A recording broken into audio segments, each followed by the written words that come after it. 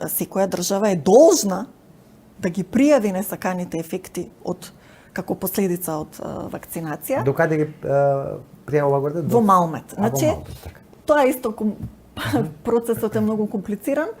Значи, еве, може да се оди на сајтот на Малмет, па таму на десно некаде менито како и да се викаше, човек треба да знае да побара фармаковигиланца.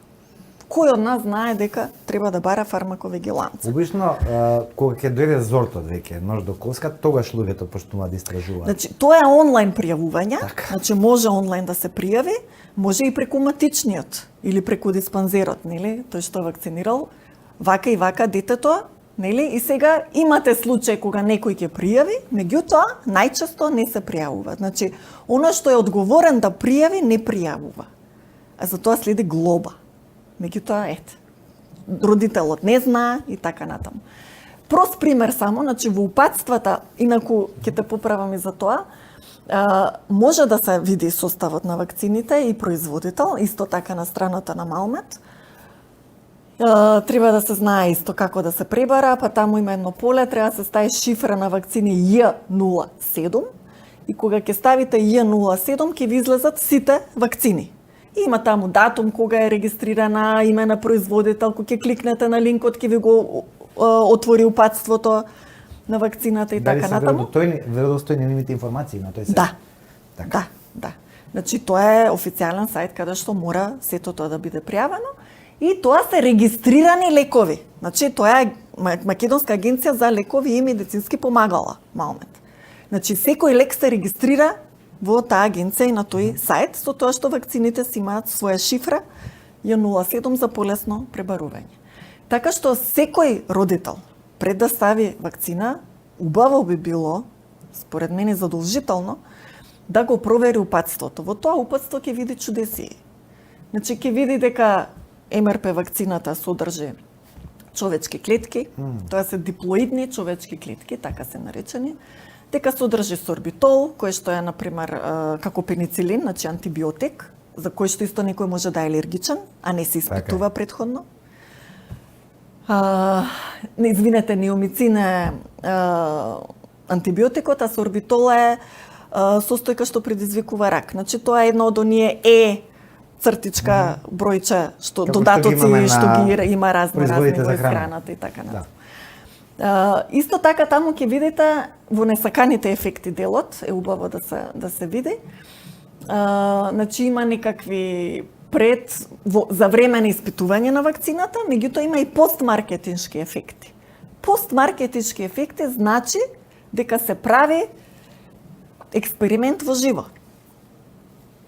Значи, откако ќе се стави вакцината, дајте сега да ги видиме какви ефекти се случиле.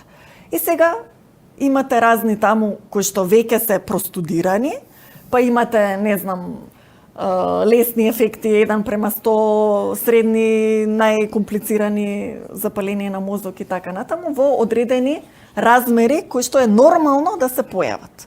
Сега имате, например, 1:100, да речеме.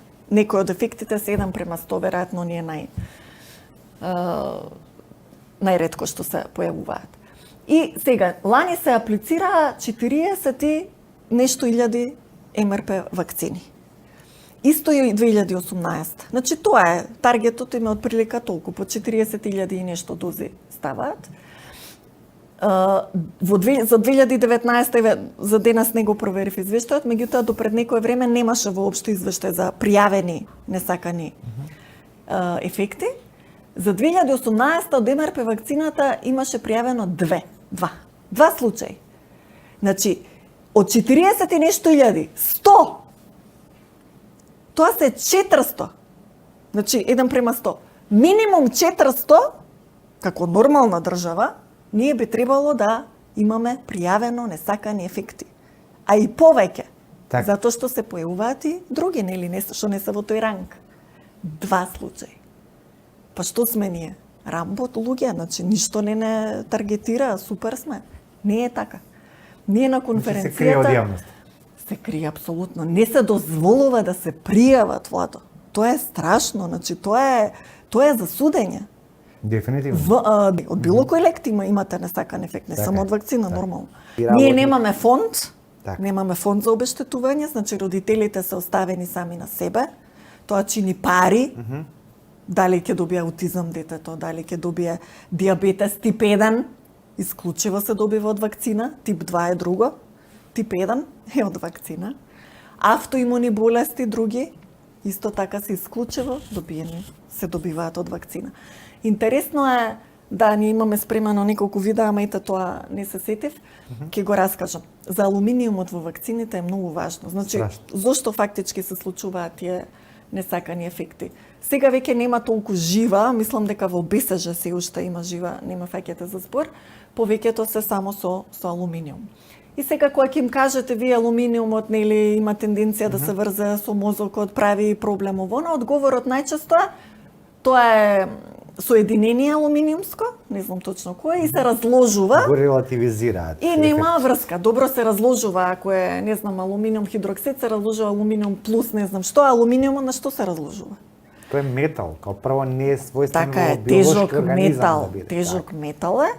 И она што сега скоро го открив на еден состанок на Комитетот за јавно здравје во САД, еден доктор вели вака: алуминиумот кој што е во вакцините содржи наночестички. Значи тоа не е истиот алуминиум кој што го наоѓаме во природата. Така. Пазете сега. Тој алуминиум сме го пронашле во луѓе со Алцхајмерова болест.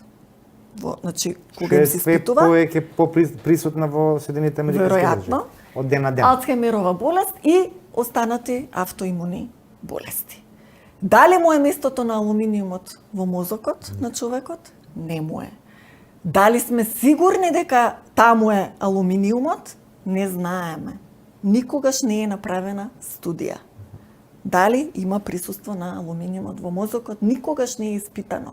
Меѓутоа, испитано е на животни.